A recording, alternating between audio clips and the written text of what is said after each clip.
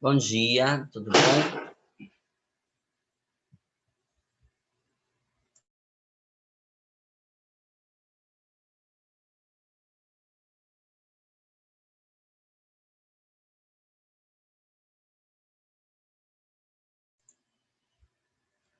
Muito bem, o que que nós vamos fazer hoje? Nós vamos terminar a correção, então, das nossas lições de casa, né?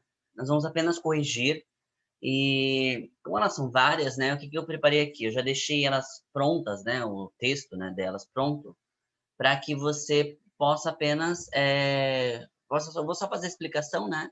E aí você possa apenas verificar aí a resposta, né? Se você precisar copiar no seu caderno depois, vai estar aí disponível depois no YouTube, né? Então é só você pausar e escrever com calma, tá? Então aqui eu vou focar mais na explicação, né, do que está acontecendo no exercício, e aí a resposta vai aparecer aí para você também, para a gente não ficar perdendo tempo, porque são vários exercícios, tá? Então vamos lá. Vamos começando aqui. Nós estávamos aqui nesta página, né? Nós já fizemos o número 1 na aula passada. E hoje, então, nós temos o número 2 aqui para resolvermos, né? Na página 372, então. Então ele diz assim: você sabe o que é uma roda d'água? Trata-se de uma bomba de água cujo funcionamento é puramente mecânico, ou seja, dispensa o uso de eletricidade. Há registros dessas construções em 2500 anos antes de Cristo, na Mesopotâmia. Posteriormente, os romanos que aprenderam e dominaram essa técnica tornaram-se grandes construtores de rodas d'água por todo o império. Então, aqui uma grande e antiga roda d'água, né? A roda d'água é utilizada ainda hoje na zona rural na zona rural.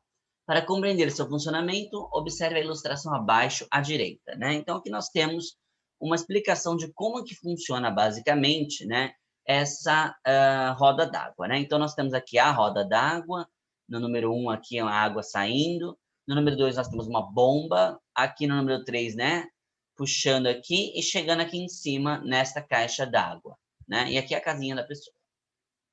Então ele pergunta, né, começa assim: nas rodas d'água desse tipo, a água represada em um açude por uma barragem de terra flui por um encanamento de grande diâmetro, né, que é a parte aqui número 1, aqui em cima, né? Vai despejando então essa água aqui na roda, né?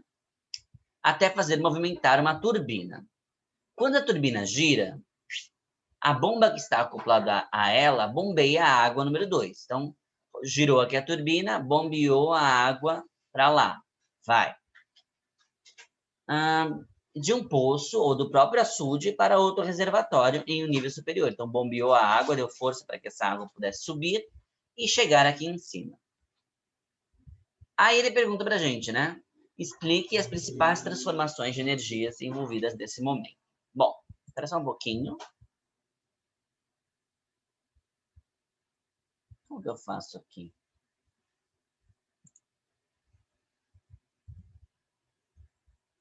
Não. Eu queria compartilhar a tela inteira, mas eu não estou conseguindo. Então tá, então vamos para cá. Então aqui eu já coloco para você a resposta dessa letra A, né? Então quais são as transformações de energia que estão acontecendo aí nesse passo a passo da roda d'água, né? Então olha só, a energia mecânica que está na água água represada, ela vai ser convertida em energia mecânica da bomba, né? Que aí vai ser convertida em energia mecânica da água para o abastecimento. Então, basicamente, ali está só se trabalhando com energia mecânica, tá? Não está se trabalhando com nenhum outro tipo de energia. Essa que é a parte interessante.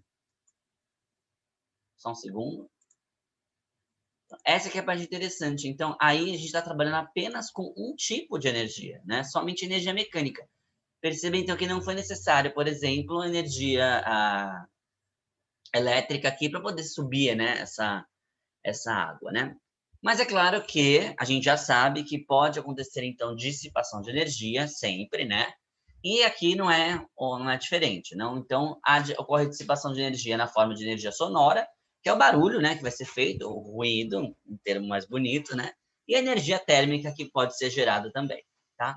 Então, basicamente, é uma energia mecânica de uma coisa se transformando em energia mecânica de outra coisa, ok? Vamos de volta lá para nós vermos agora a letra B. A letra B ele quer saber: você diria que a roda d'água é uma solução eficaz para o bombeamento de água entre dois reservatórios? Por quê? Olha, gente, perceba aí, você não está usando energia elétrica. Então, será que vale a pena você usar essa técnica?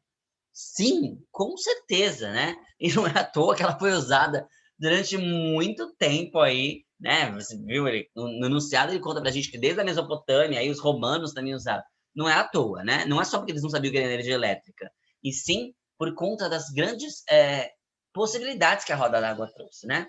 Então, ela é uma excelente solução, sim, né? Então, ela não usa energia elétrica, então essa é uma das principais vantagens dela, né? E aí, além disso, o que está acontecendo ali, ó?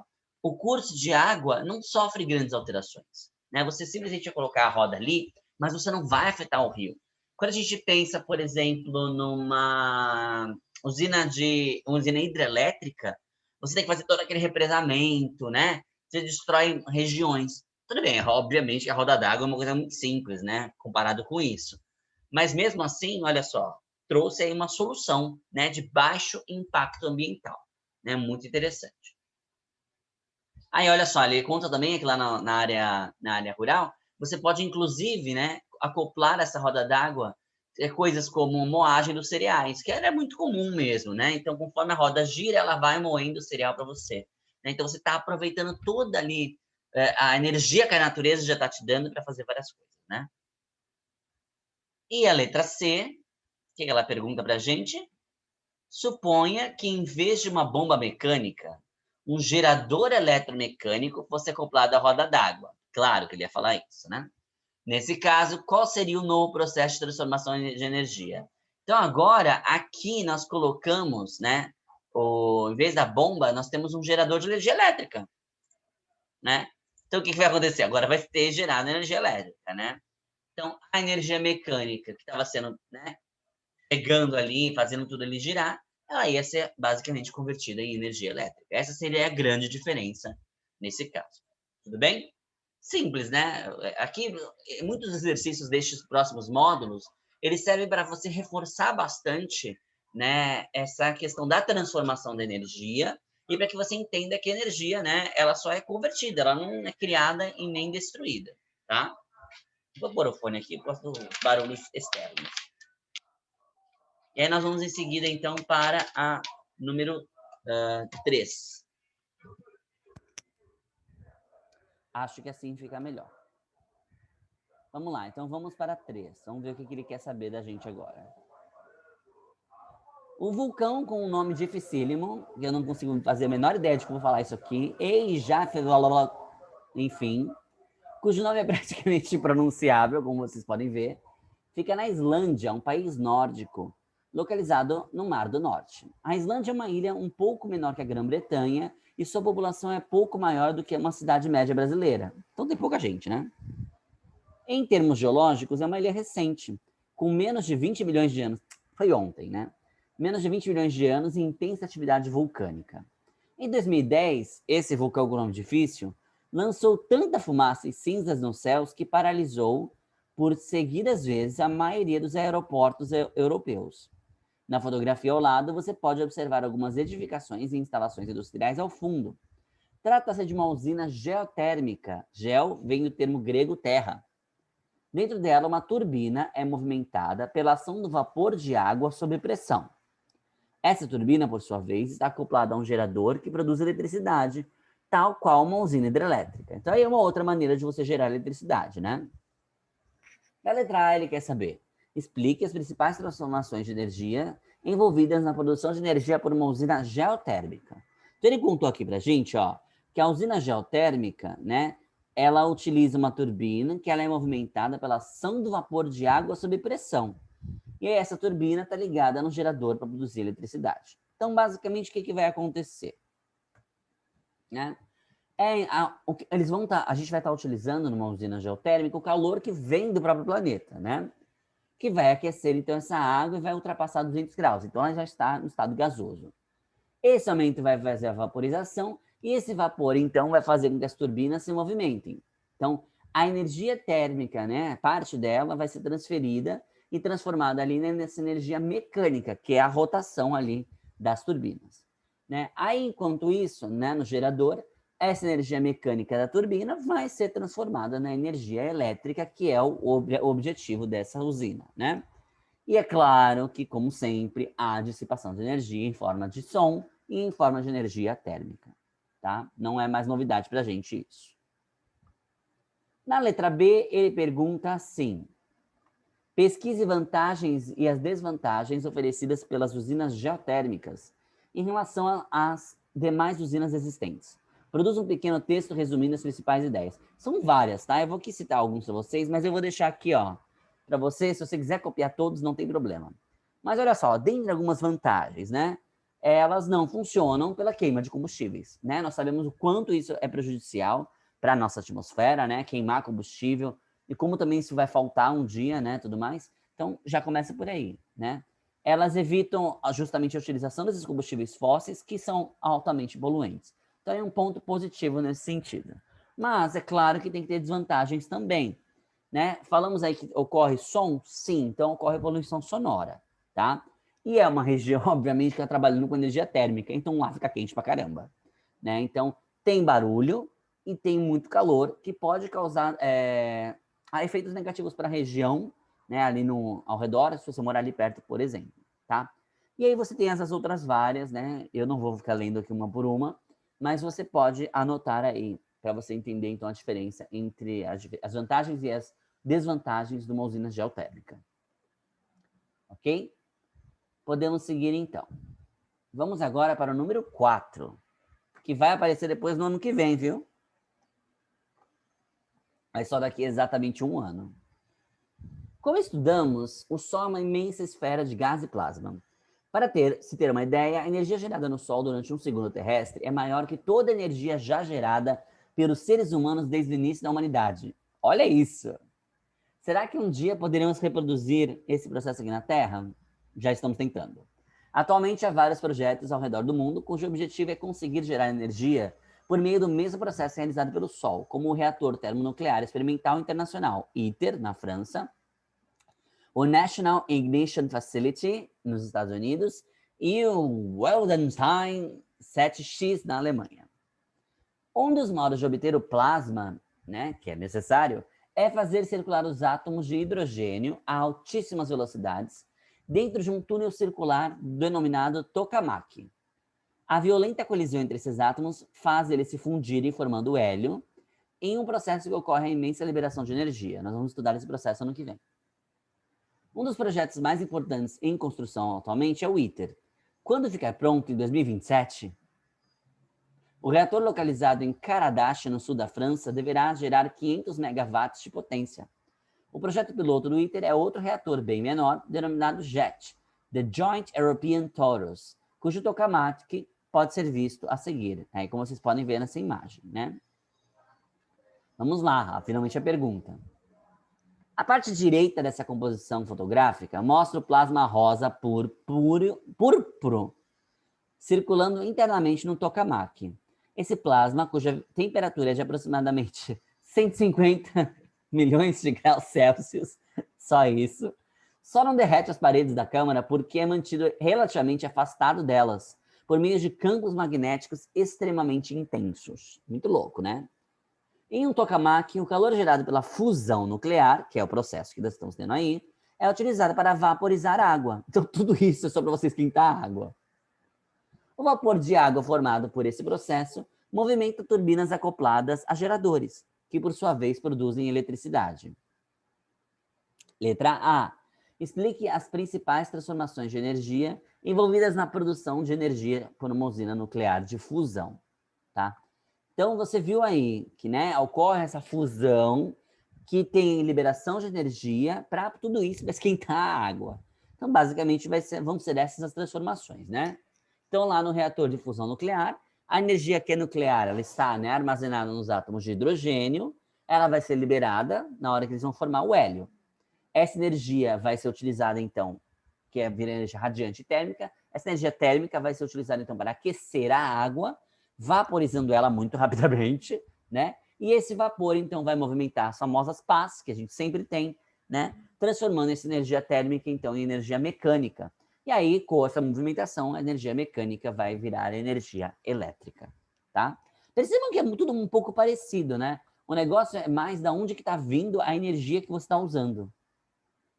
Aí, novamente, pesquise as vantagens e as desvantagens. Então, quais são as vantagens e desvantagens de uma usina, usina nuclear de fusão, né? Novamente aqui, neste caso, por enquanto, ainda não se sabe muito bem desvantagens, porque a gente não botou tanto em prática, né? Mas nós já temos aí algumas possíveis vantagens, né? Eles utilizam deutério e trítio, né? Que são elementos, que são isótopos do hidrogênio. Ano que vem vocês vão entender o que é isso. Né? Eles são abundantes, então já está usando elementos que tem bastante. A energia liberada na fusão ela é muito grande do que comparado com a fissão, que é quando você quebra o átomo. Aqui você está juntando o átomo, então a energia que é liberada é muito maior. Não gera poluente radioativo, estamos trabalhando com hélio, então não tem radioatividade. E até onde nós sabemos não impacta significativamente o meio ambiente. Porém, vocês viram como é complexo o funcionamento, é física pura ali, e ainda está sendo tudo muito bem estudado, tá? A questão 5 pergunta para a gente assim, né? Primeiro ela conta aqui para a gente.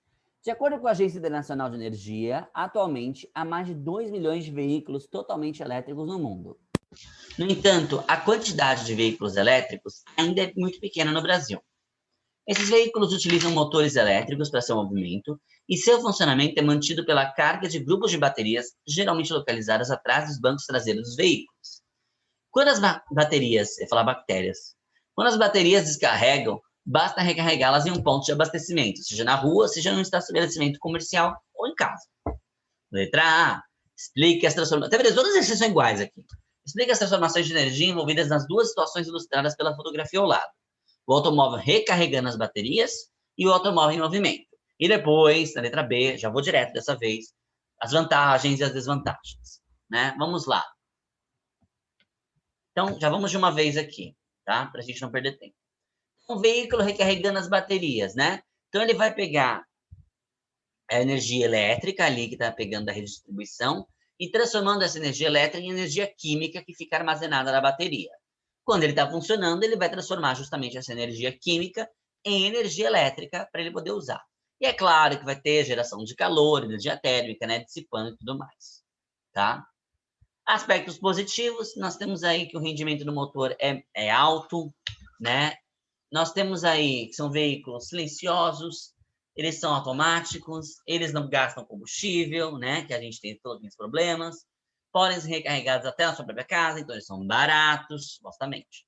Mas eles ainda não têm uma grande autonomia, né? Não dá para circular muito tempo com eles. A bateria dura relativamente pouco, né? 5 anos. E isso pode ser um problema, né? Porque você está gastando metais também para poder fazer. E alguns riscos pequenos de explosão, por exemplo. Tá? Então ainda não é perfeito, né? A 6 aqui. Com 200 mil habitantes, a cidade de Ota, no Japão, é considerada a capital solar mundial. Suas residências possuem painéis voltaicos no telhado. A instalação e os equipamentos e sistemas foram fornecidos gratuitamente ou subsidiados pelo governo. Muito bem. Se o nível de insolação for suficientemente grande e o consumo for inferior à produção num determinado momento, o excedente é vendido à distribuidora de energia. Segundo as autoridades, o saldo tem sido positivo para os moradores dessa cidade. A produção extra de energia tem gerado $50 por mês para cada residência, para cada um, hein? Pesquise vantagens e desvantagens oferecidas pelo sistema descentralizado de geração de energia adotado em Ota, né? Então vamos lá, vantagens e desvantagens desse sistema. Vantagens é uma grande confiabilidade, né? Uma segurança nesse abastecimento. Se ele é descentralizado, não é mais difícil ter falha, né? Reduz gastos, gera-se empregos, menos impacto ambiental, né? Como sempre. Mas aí das desvantagens é que inicialmente você tem que colocar uma boa grana, né? Para poder fazer isso, né? E tem que ter um bom planejamento, querendo ou não, né? Não dá para você simplesmente sair colocando nas casas, que não vai dar certo, tá? Vamos seguindo então para o próximo módulo. Eu vou tentar dar uma aceleradinha, porque eu gostaria muito de terminar todos hoje. Tá? Vamos aqui. Aqui, então, já chegando aqui no próximo módulo, Temos o em casa número 1 que diz assim: no século II, o médico e filósofo grego Galeno de Pérgamo, sugeriu que as sensações de quente e frio pudessem ser medidas com base em uma escala muito simples, produzida a partir da mistura de partes iguais de água, fervente e gelo. Entretanto, foi somente bem mais tarde que surgiram os primeiros instrumentos que possibilitavam a medição mais precisa de hoje, denominada temperatura. Como a informação fornecida por tais instrumentos ainda era qualitativa do que quantitativa, eles ainda não eram denominados termômetros, e sim termoscópios. Né? Em 1592, Galileu idealizou um termoscópio, talvez um dos primeiros da história. Segundo relatos de seus alunos, no termoscópio de Galileu era semelhante da fotografia abaixo, então uma coisa compridona, né? Para a montagem, Galileu fez os seguintes procedimentos: aqueceu o bulbo, segurando com as suas mãos, para que parte do ar do interior dele saísse. Em seguida, ainda segurando o bulbo com as mãos, ele inverteu o aparato e mergulhou na extremidade do tubo de vidro em um líquido que já se encontrava em um recipiente aberto, como está vendo na imagem. Quando Galileu tirou as mãos do aparato, o ar dentro do bulbo começou a se resfriar e o líquido do recipiente subiu para dentro do tubo até certo nível. Agora responda: por que parte do ar escapa do bulbo durante o passo 1? Né? Por que isso está acontecendo? Gente, isso aqui a gente viu lá no 6º ano, mas bem de leve. Tem a ver com pressão, né? E aqui a gente falou também de novo. Quando você está ali, a mão dele está aquecendo o ar, né? Então o ar ele vai se expandir, vai aumentar de volume e por isso que ele vai sair, tá? Na letra B, já vou acelerar aqui, ele quer saber, no passo 2, a pressão do ar no interior do bulbo é maior que, menor que ou igual à pressão atmosférica. No passo 2, a pressão no bulbo ela ainda é igual à pressão atmosférica, tá? Isso vamos dar só depois. A letra C, por que o líquido do recipiente sobe pelo tubo? Bom, quando ele tira a mão, né, ali vai ocorrer o resfriamento, né? Então, com esse resfriamento, vai diminuir a pressão ali interna. Então, eu tenho uma diferença de pressão aí com a pressão atmosférica. Isso faz com que o tubo suba. A gente já estudou isso este ano, inclusive. O líquido suba, não o tubo, né? E a letra D, quando a temperatura do local onde se encontra o termoscópio aumentar ou diminuir, o que acontecerá com o nível do líquido dentro do tubo? Bom, quando a temperatura do local diminui, a pressão interna diminui. Então, o nível do líquido interior ele sobe um pouco mais. Tá? E o oposto também. E aí na apostila, se você dá uma olhadinha, isso aí é um brinquedo que eles vendem hoje em dia. Tá? Muito comum.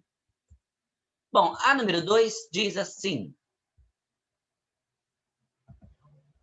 este é Marte, o planeta vermelho. O clima em Marte não deve ser dos mais agradáveis. Os motivos é que sua atmosfera muito fina e rarefeita não consegue reter o calor do planeta, como acontece aqui na Terra. Resultado, a maior temperatura lá registrada foi de 27 graus Celsius e a menor de menos 187 graus Celsius. Imagine que você seja um cientista e esteja escrevendo um artigo técnico de divulgação científica. Converta para Kelvin, né? A gente aprendeu a converter para Kelvin, que é muito fácil, né? É só a gente aplicar nessa formulazinha, né? A temperatura em Kelvin é igual à temperatura em graus Celsius mais 273. E aí, se a maior era 27, 27 mais 273, 300 Kelvin. A menor, menos 187 mais 273, dá 86 Kelvin. Esse exercício é muito simples, né? Só fazer essas continhas. O 3. Quando a temperatura do hélio líquido se encontra um pouco abaixo de 3 Kelvin, ele se torna um superfluido, ou seja, um fluido que não possui viscosidade. Isso significa que uma gota de hélio superfluido for posta em rotação, ela tenderá a girar para sempre, sem perda de energia. Outro fenômeno ainda mais estranho que esse pode ser observado na figura abaixo, em que o hélio líquido está escapando sozinho de recipientes. Haja fluidez. Então, olha lá. Quando compramos um balão no parque de diversões, ele flutua porque está cheio de hélio, um gás menos denso que o ar. Entretanto, quanto resfriado a baixíssimas temperaturas, o hélio torna-se líquido. Né? Mas tem que ser baixa temperatura mesmo. Calcule em graus Celsius a temperatura abaixo da qual o hélio pode ser considerado superfluido. Outra continha simples, né? Ele falou aí para você que é quando ele está com 3 Kelvin, né? Então, se você pegar esses 3 Kelvin e aplicar naquela fórmula, perceba lá, temperatura em Kelvin é igual a temperatura em graus Celsius mais 273. A temperatura em Kelvin é 3. A temperatura em graus Celsius é o que eu quero saber. Então, é só você Faço jogar este 3 para o lado de cá, ou 273 para lá, né? Vai ficar, então, menos 270 graus Celsius. Então, olha quanto que ele tem que abaixar para poder ficar líquido, né? É um gás, por isso, né? Então, isso é comum entre os gases. E o número 4, sabendo que a solidificação do mercúrio ocorre a menos 39 graus Celsius, é possível utilizar um termômetro de mercúrio para medir a temperatura de uma amostra criogênica a temperatura de 204 Kelvin? Por quê? Bom, a gente sabe, então, que ele vira sólido em menos 39. E ele está querendo saber se a gente consegue usar esse termômetro a 204 Kelvin. O que a gente tem que fazer? Descobrir quanto que é ou o menos 39 em Kelvin, ou quanto que é 204 Kelvin em graus Celsius. Né? Olha lá. Ele escolheu fazer isso pelo o menos 39, né? Então, a temperatura em Kelvin vai ser a temperatura em Celsius mais 273. A temperatura em Kelvin é menos 39 mais 273. Então, a temperatura em Kelvin aí no qual o mercúrio vira sólido é 234. A amostra está a 204. Então, ela é inferior à temperatura de solidificação. Então, não dá para usar o termômetro de mercúrio, tá? E aí encerra o módulo 17. Seguindo também para o próximo módulo, temos aqui alguns exercícios mais simples, eu diria. Bom, vamos lá. Diversos hospitais, clínicas e centros de pesquisa médica ao redor do mundo têm utilizado as modernas câmeras termográficas como modo de auxiliar na detecção preventiva de alguns cânceres, né, como o câncer de mama. As fotografias termográficas seguintes mostram 2 pares de mamas, a mulher da esquerda saudável, a mulher da direita possui um tumor canceroso. Você pode ver a diferença aqui nas cores que aparecem nos seios das mulheres, né? Células cancerosas costumam crescer e se multiplicar mais rapidamente, o que faz o fluxo sanguíneo e metabolismo celular na região do tumor mais elevados. Como consequência disso, as temperaturas desses locais costumam ser mais altas do que o normal, como a gente pode ver na imagem, né? Justifique com base nos seus conhecimentos na observação das fotografias termográficas, porque essas fotografias podem auxiliar. Gente, é óbvio essa questão, tá? Mas você está vendo ali que você tem, né? Tá falando para você que você tem uma possibilidade de ver na imagem a temperatura que ali a região está, né? Então, enquanto mais quente, maior o metabolismo na região. Então, se é muito quente, é provável que ali tenha um câncer, tá? Falei que essa aqui era simples? Número 2. Você já ouviu que a cor vermelha é quente e vibrante, enquanto a cor azul é fria e repousante? Repousante eu nunca ouvi. Por exemplo, em que situação a maçã lhe parece mais apetitosa? Quando a sua cor é vermelho e vibrante ou quando é outro tom de vermelho? Imagina a maçã azul. Os termos quente e vibrante são muito comuns, por exemplo, quando se trata de decoração e fotografia. Portanto, ao fazermos a utilização dessas palavras nesse contexto, estamos atribuindo sensações e sentimentos às cores, tá? Entretanto, será que é possível fazer essa mesma correspondência no estudo da física? Para responder essa pergunta, vamos analisar um importante fenômeno que já fiz no 6º ano, que é analisar a chama da vela. Né? Quando a gente analisa a chama da vela, nós vemos aqui a temperatura que é a parte mais, né, mais azul aí, que é aqui embaixo, é a parte mais quente. Aqui no meio nós temos essa região alaranjada, onde está 800 graus Celsius, e aqui em cima a região amarela, que é 1200. Então a parte mais quente, na verdade, é o azul, né? Muito bem. Aí ele fala para a gente, agora responda a seguinte questão. Fisicamente falando, é possível afirmar que o azul corresponde a uma cor fria e o vermelho a uma cor quente? Não, né?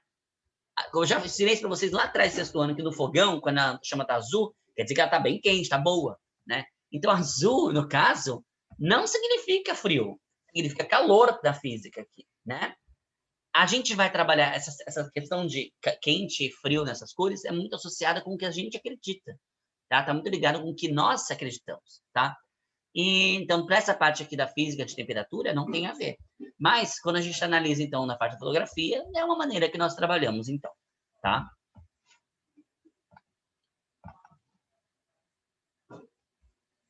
Como a temperatura do núcleo da Terra é muito maior do que a da crosta, o manto, ao longo de milhares de anos, parece se comportar como um fluido viscoso, movimentando-se em constante convecção. Segundo alguns estudos, ainda em intenso debate da comunidade científica, esse movimento leva a um lento movimento das placas tectônicas, ocasionando vulcanismo e tectonismo em diversas localidades do planeta. Você já deve ter estudado isso um pouco em geografia. Descreva resumidamente o fenômeno da convecção no manto terrestre. Perceba então aqui, ó, basicamente, gente, o que está acontecendo? Né? O núcleo aquece o manto, então o manto sobe. Quando ele está mais aqui em cima, ele vai perder temperatura, né? E aí, por conta disso, ele acaba descendo. Então, ele forma o que nós chamamos de células de convecção. Ele fica fazendo este ciclo, né, de subir e descer, sendo aquecido pelo núcleo e perdendo calor aqui para o ambiente em cima, tá? Vou deixar só aqui um instante para que você tenha um texto feito bonitinho, mas basicamente é isso aí. Esse processo, então, ele se desenvolve há milhares e milhares de anos e tem sim a ver com o que ele está falando ali, tá? Acredita-se isso até hoje. 4. Em uma garrafa térmica, os elementos dos quais ela é constituída apresentam características que evitam a troca de calor com o ambiente. É por isso que ela é térmica. Complete a tabela seguinte indicando o processo de transmissão de calor que é evitado com as características dos elementos constituintes. Então, nós temos a tampa, a parede e o revestimento externo, né? Então, o que cada um deles consegue evitar? A tampa é feita de plástico, então ela evita a condução e a convecção. A parede dentro é de vidro, evita a condução. Tem vácuo entre as paredes, também evita a condução e convecção. E nós temos ainda o espelhamento externo e interno, que evita a irradiação. Além de tudo, ela é feita de plástico, que evita a condução. Então, ela é um mecanismo perfeito para justamente evitar a perda ou ganho de calor ali para o líquido que está lá dentro. Tá bom? É para isso que ela serve, né? Afinal de contas. Seguindo aqui, novamente, chegamos ao último módulo. Para a gente fechar aqui. Então, observe um serralheiro cortando uma peça de metal com uma serra circular. A contínua fricção do disco de corte... Isso aqui vocês já viram. Eu morro de medo disso aqui, mas nem precisa. A contínua fricção do disco de corte contra a peça de metal produz partículas incandescentes que se desprendem desses materiais e que são lançadas ao ar. Apesar de a temperatura dessas fagulhas facilmente ultrapassar 1000 graus Celsius, elas são rapidamente resfriadas, apagando-se antes mesmo de chegarem ao chão. Agora observe o cozinheiro produzindo um delicioso e trabalhoso doce de leite. Na receita do verdadeiro doce de leite só vai leite e açúcar. Além de demorar um bocadinho, uma piadista aqui, e chegar à cremosidade adequada, o leite, que é composto em grande parte por água, espirra muito pela panela. E cada pelotinha que pula para fora da panela sai pelando. Não esfria de jeito nenhum. Queima a pele que só vendo. Por que as fagulhas de ferro perdem tanto calor e tão rapidamente, enquanto as gotas de leite esfriam-se mais lentamente, em tempo de alcançar a pele do cozinheiro e provocar queimaduras? Explique o porquê dessas diferenças. Isso aqui tem muito a ver com o calor específico, né, deles. Né? Primeiro, a massa. Né? A massa da fagulha é menor que a massa da gota. Mas o calor específico do metal é menor que o calor específico do leite lá, que tem bastante água. Então, para que o metal perca esse calor todo, né, é muito rápido. Enquanto para a água, que a gente sabe que é o nosso parâmetro melhor, né, demora muito mais. Então, ela retém esse calor e aí por isso que a gente se queima, tá? Número 2. Você já ouviu falar do besouro bombardeiro? Nós comentamos sobre ele já, tá? Aqui ele vai explicar basicamente como é que esse besouro funciona, né? Ele consegue lançar, então, isso daqui. No abdômen dele, então, ele tem 2 reservatórios, um com uma solução de água oxigenada e outro com uma substância chamada hidroquinona, que é um conjunto de enzimas, né? E aí ele vai fazer essa reação química ali, vai e consegue até... a temperatura sai de perto de 100 graus e ele consegue lançar 10 borrifos. Cuidado, né? A velocidade é alta e a massa do líquido é de 0,3 miligramas. E a velocidade é 2,4 metros por segundo, alcançando 10 centímetros de distância. Muito bem. A gente, então, ele quer saber o quê? Vamos rapidamente aí para o ponto.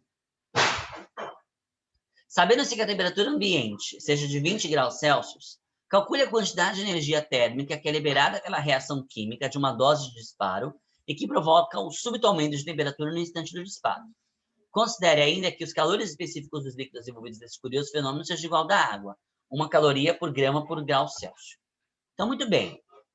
Não é difícil. É só você aplicar a fórmula que a gente aprendeu, né? Que o calor é a massa vezes o calor específico vezes a variação da temperatura em graus Celsius. A massa ele já deu, era em miligramas. Você precisa transformar em gramas, tá? Então dá 0,0003 gramas. O calor específico é 1. A variação de temperatura você vai calcular, né? Então, olha só.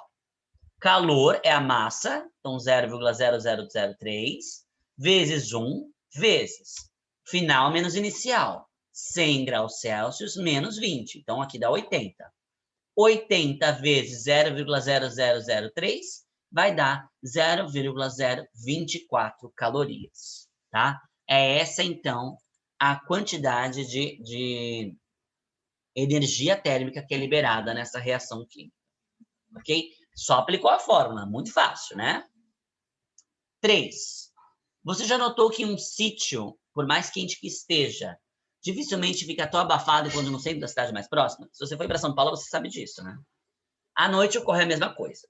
No sítio, a temperatura cai e sente-se até mesmo um friozinho maravilhoso, enquanto na cidade continua quente.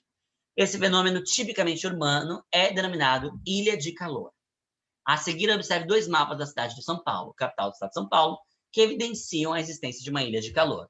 Então, olha só, perceba que quanto mais vermelho, mais quente. Então, claramente aqui no centrão da cidade é onde nós temos as maiores temperaturas, né? Aqui, nessa região, debaixo da região sul do São Paulo, tem mais floresta, né? Aqui, ó, cobertura. Ah, eu já falei a resposta aqui já. Aqui é a cobertura, né? Perceba como aqui tem mais floresta do que aqui no centrão do São Paulo. Compare os mapas de distribuição vegetal e a temperatura aparente. Qual é a relação entre o grau de urbanização e a temperatura da região? Enuncie alguns fatores que estão associados, né? Então, gente, claramente aí, como eu acabei de falar, onde nós temos uma maior cobertura vegetal, as temperaturas com certeza vão ser menores, né? Evita essa formação dessas ilhas de calor, tá? O fato do centro da cidade ter bastante cimento, né? Vamos dizer assim, né? Toda a construção urbana mesmo faz com que esse calor fique retido ali nessa região. Quando eu tenho regiões, então, com as plantas, elas conseguem refletir parte desse calor, a umidade ali vai ser maior, né? Então, tudo isso vai afetar para que a redução na temperatura ali seja grande, tá? 4. Os países nórdicos, como a Noruega, a Suécia e a Dinamarca, são uma referência mundial quando se trata de sustentabilidade. Mas não pense que isso seja uma tendência atual, como ocorre em algumas partes do mundo. Segundo relatos, pelo menos desde a era dos vikings, nos séculos 8 e 11, os telhados das casas dos povos da região já eram revestidos por camadas de terras e plantas. Muito bonitinho, né?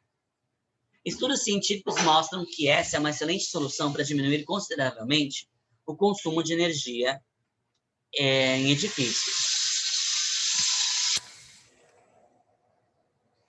Tanto no inverno, quando se dá do aquecimento, como no verão, quando se necessita do resfriamento. Explique como e por que um telhado verde consegue exercer painéis tão diferentes. Então, para a gente fechar, olha lá. Então, o telhado aí revestido, ele consegue manter uma grande quantidade de água, vai evitar, então, esse aquecimento e resfriamento. A terra contribui para a filtragem. A evaporação, como eu falei já antes, também facilita, né, na redução da temperatura, né? Ocorre melhoria de regulação na umidade da região, diminui, obviamente, os gases tóxicos e, claro, fica bonito. Isso também é algo a ser considerado, tá? E é isso. Gente, conseguimos fechar tudo aqui, tá? Eu espero, então, que você tenha entendido tudo muito bem, não tenha grandes dificuldades depois e que estejam prontos também para ir para o 9º ano, né? E também com muita energia para isso, porque o 9º ano vai exigir de vocês muitas das coisas que nós aprendemos neste ano, no 8º ano, tá bom? É isso, então eu vejo vocês no ano que vem. Tchau, pessoal!